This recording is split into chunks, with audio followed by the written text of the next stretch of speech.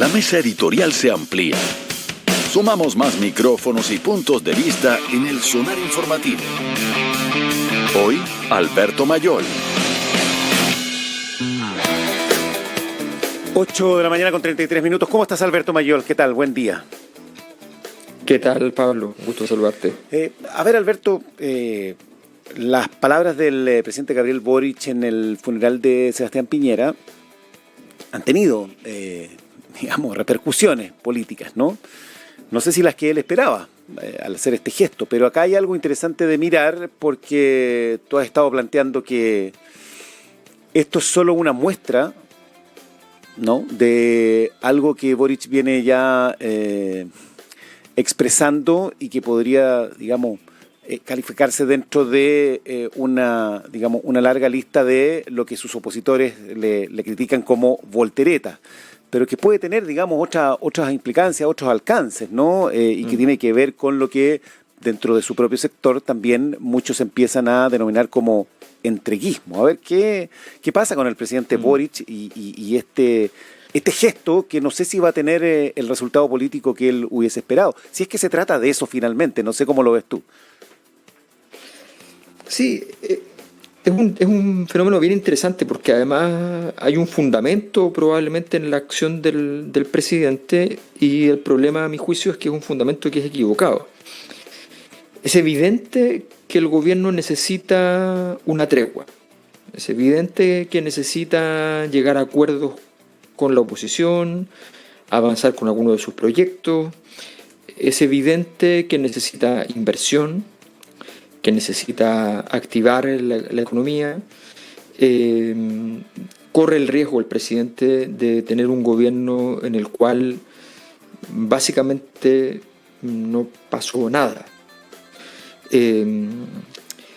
O que se puedan decir muchas listas de supermercados de cosas que se hicieron, pero que para efectos de la ciudadanía eso signifique muy poco en lo que es relevante. Y esto es clave en política porque la política es siempre lo que está por delante. O sea, aquel tema que es el crítico en un momento determinado en una sociedad es el tema que la gente quiere que se resuelva.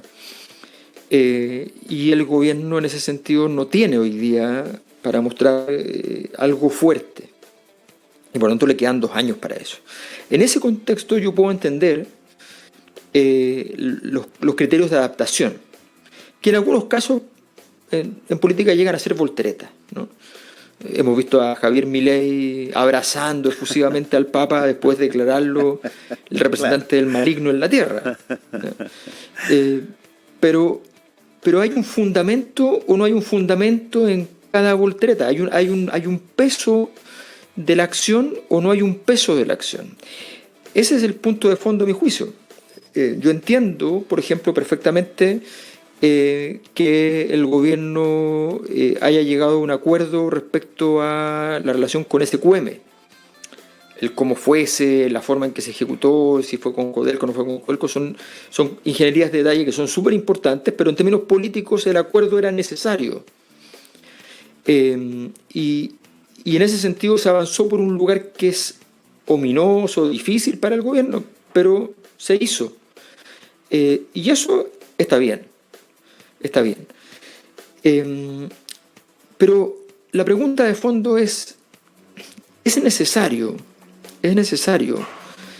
entregar los elementos centrales de tu fórmula política, aquello que te ha dado la diferencia, aquello que te ha hecho presidente? ¿Es necesario entregarlo todo en razón de una cosa que ni siquiera está clara qué es lo que vas a recibir? Ese es el punto. La política es dura y es pragmática y tiene estas consideraciones donde la razón de Estado puede significar que tengas que hacer algo muy, muy incómodo, muy desagradable. Pero si tú esa cosa que es incómoda y desagradable la haces cómodo y agradado, si tú lo haces así, bueno, eso resuena muy distinto. Si tú te sientes completamente tranquilo respecto a lo que estás haciendo, eso es curioso. Y en el caso nuestro, en el caso del presidente Boric, me parece evidente que ya lo ha hecho 2 veces. En el funeral perdón, en la ceremonia de la inauguración de la estatua del presidente Elwin. Ajá. Y en el funeral del presidente Piñera. Y en ambos casos ha pasado de decir algo que es razonable, que es tener un gesto en favor de la estatura de un expresidente, ha pasado a decir cosas que estaban muy por delante de la necesidad de lo que requería el momento. Y en ese punto es delicado porque el Frente Amplio nace para reemplazar, denostando además en muchos casos, acusando en muchos casos, justamente de entreguismo a la concertación y acusando a Sebastián Piñera de ser un representante en un origen del lucro, ¿no? del lucro, cuando se llamaba lucro al abuso económico fundamentalmente, y un representante entonces de la ilegitimidad de un mundo empresarial sobreexpuesto en poder en el Chile neoliberal. Todo ese discurso se cae a pedazos y luego con un caso como el de Gabriel Boric, donde él ofrece algo más, se esfuerza por ir más lejos y lo hace señalando la gravedad de las violaciones de los derechos humanos del presidente Piñera durante el estallido social y las acusaciones que van a venir, y luego desdiciéndose por completo en un tema donde el presidente Boric además ha sido muy consecuente internacionalmente y ha acusado a gente de su mismo sector de las mismas acusaciones de violaciones de derechos humanos y nunca se había retractado. Entonces, ¿todo esto conduce a algo? ¿Tiene algún sentido? Esa es la pregunta que yo creo que es clave y probablemente yo creo que en el gobierno mismo hay muchos que se la hacen. A ver, tú estás planteando algo que es interesante porque con el ejemplo de Milei y muchos otros que se podrían citar, uno puede establecer que siempre hay discrepancias entre lo que se dice en campaña y lo que ocurre después en el poder, ¿no? Eso ha ocurrido siempre. Que se, digamos, moderan esas posiciones. Pero tú estás planteando que en el caso del presidente Boric hay cuestiones que son más gruesas, ¿no? Y que tienen que ver aquí también con mirada histórica. En el caso de Elwin, por ejemplo, ¿no? La mirada histórica crítica a un sector político que además, en el caso de Patricio Elwin, siempre se le ha cuestionado su participación en los acontecimientos del año 73, ¿no? Y posteriormente todo el rol de la concertación en la época de la transición. Y acá, con Piñera, lógicamente, está la colección de cuestionamientos de Gabriel Boric, diputado, estudiante, dirigente, hacia el gobierno de Sebastián Piñera, a lo que él representa y a su mirada de la política, para luego terminar en este statement, ¿no? de su despedida. Entonces, claro, acá hay algo más que una diferencia entre el discurso de campaña y el discurso en el gobierno, sino que tú lo miras también con una perspectiva histórica. Y en ese sentido, buscando una respuesta o una forma distinta de formular la pregunta que tú te haces, uno podría decir, ¿a quién quiere agradar Gabriel Boric? ¿Con quién busca sentirse más cómodo finalmente? Yo creo que el problema fundamental, hay momentos en que yo creo que las explicaciones están mucho en las personalidades. Yo creo que hay personas, hay líderes que son extraordinariamente aptos para la relación humana, son muy atmosféricos, y eso les da poca línea recta en términos del contenido y del significado y de la acción de largo plazo.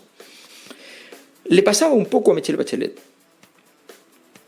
y es posible que cuando tengamos ya un panorama más completo sobre el presidente Boric, lleguemos a la conclusión de que en el caso de él eso es más intenso.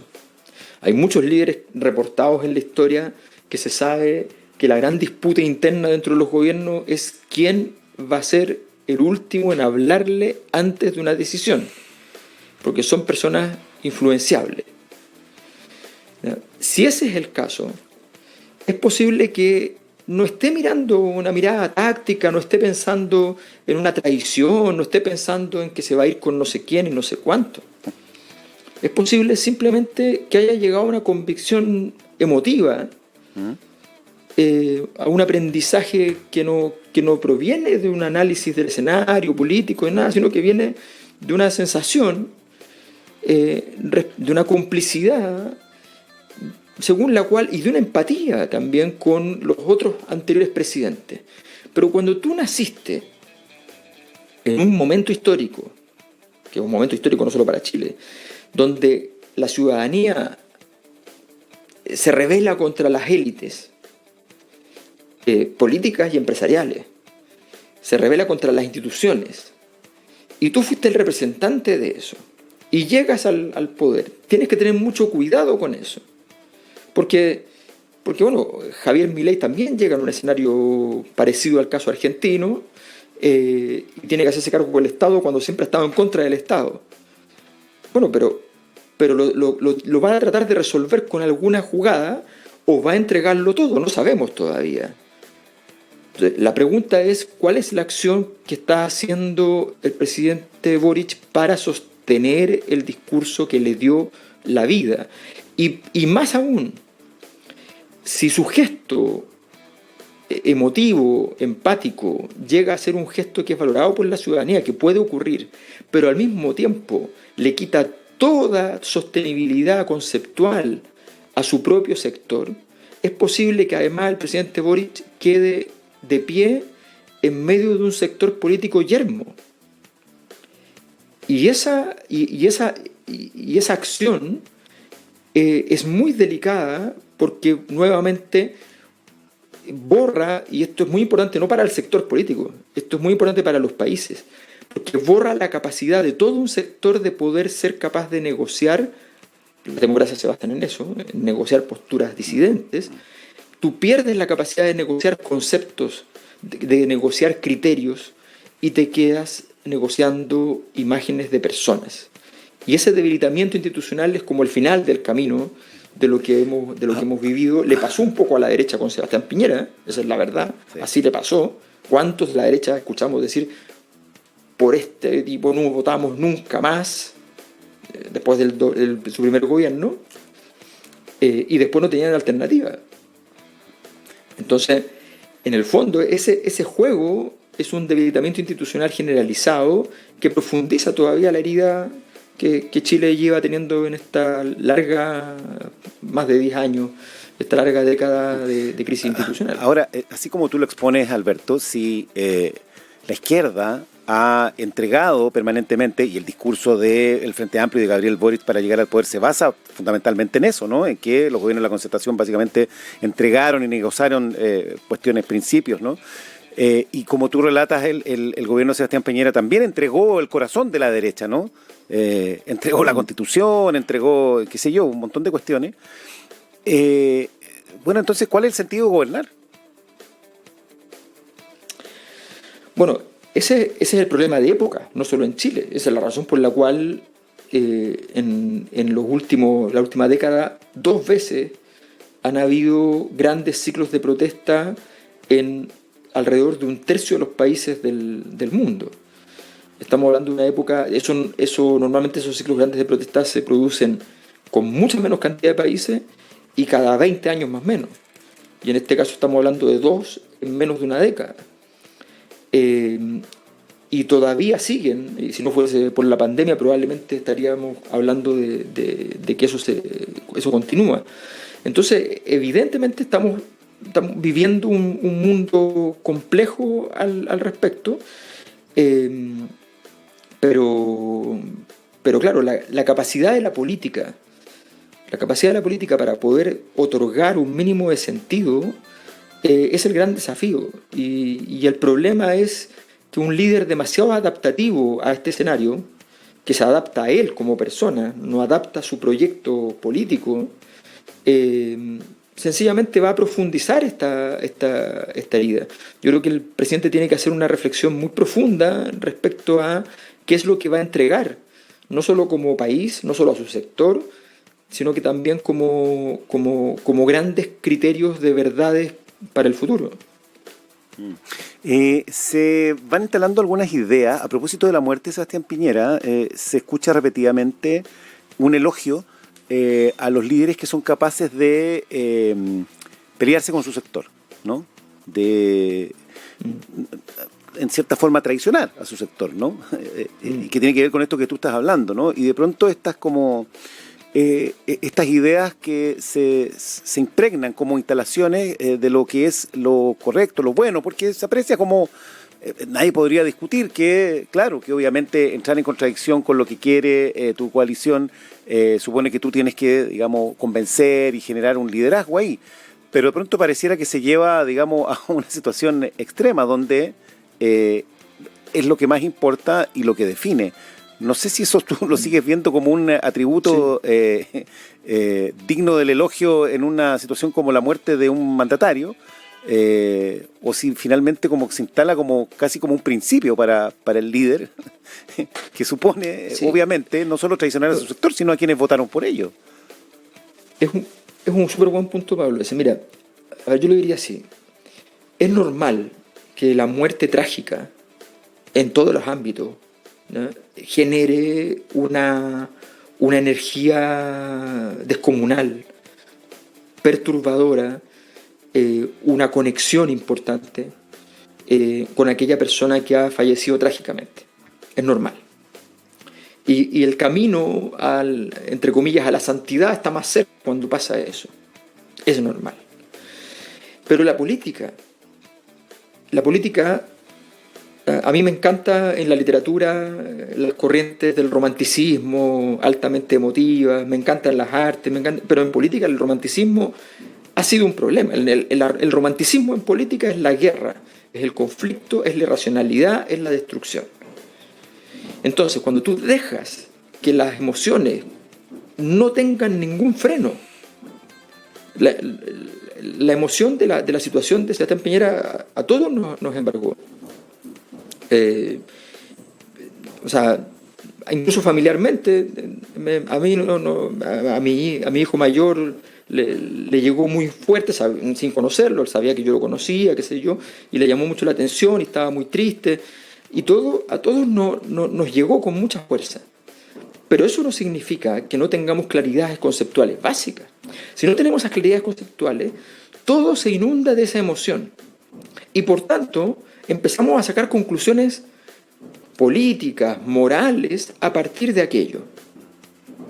O sea, Sebastián Piñera, como todos los líderes, y como líderes que son al mismo tiempo, que han estado en política y negocios al mismo tiempo, son líderes con una cantidad de historias polémicas.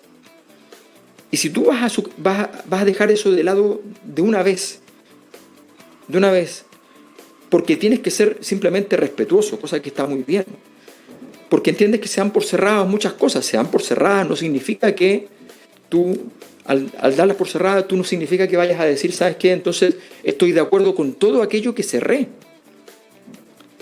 Entonces, hay un problema de cuando tú dejas que la emotividad de la sociedad impregne todas las decisiones públicas. Eso no puede ocurrir.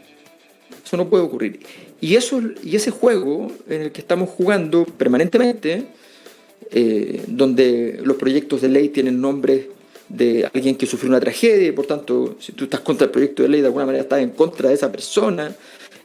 Todo ese tipo de cosas es un juego muy, muy peligroso. Yo creo que hay que entender la importancia de reivindicar la política. Una de las cosas que el Frente Amplio nace es reivindicando la política en su sentido más serio, más importante. Ese era supuestamente uno de los principios fundamentales. La acción que ha ejecutado el presidente Boric es una acción eminentemente apolítica, mucho más emotiva, mucho más personal, mucho más individual que respecto a su discurso político y a su proyecto de sociedad en ese sentido. Y la gracia no es que él defienda porque es de izquierda y yo soy de izquierda y todo eso, no. Yo espero que la derecha defienda aquellas cosas que la derecha debe defender. Ojalá que no defienda aquellas cosas que no debe defender, como las situaciones de violaciones de derechos humanos durante la dictadura, qué sé yo, pero las que debe defender, que son sus posiciones, porque las sociedades funcionan mejor, según es la convicción de las democracias representativas, cuando todos van y defienden sus propias ideas. Bien, Alberto Mayol, como cada semana, compartiendo su análisis político, esta vez con, una mirada sobre el liderazgo de Gabriel Boric a propósito de lo ocurrido con la muerte del expresidente Sebastián Piñera, bueno, y de otros episodios también que ahí convergen con estas declaraciones que siguen teniendo repercusión política y han obligado al gobierno incluso a salir a defender, a explicar lo que siempre, digamos, supone, digamos, una problemática. Cuando hay que defender el discurso del presidente es porque algo pasó, ¿no, Alberto? Muchas gracias por esta conversación. Muchas gracias a ti. Que estés muy bien. Hasta la próxima semana.